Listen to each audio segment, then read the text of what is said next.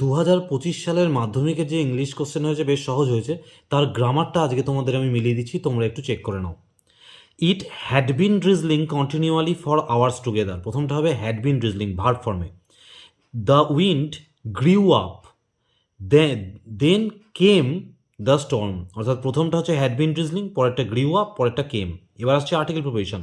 Last year we visited Haridwar in summer, we stayed in a hotel by the river, though the hotel was a bit expensive.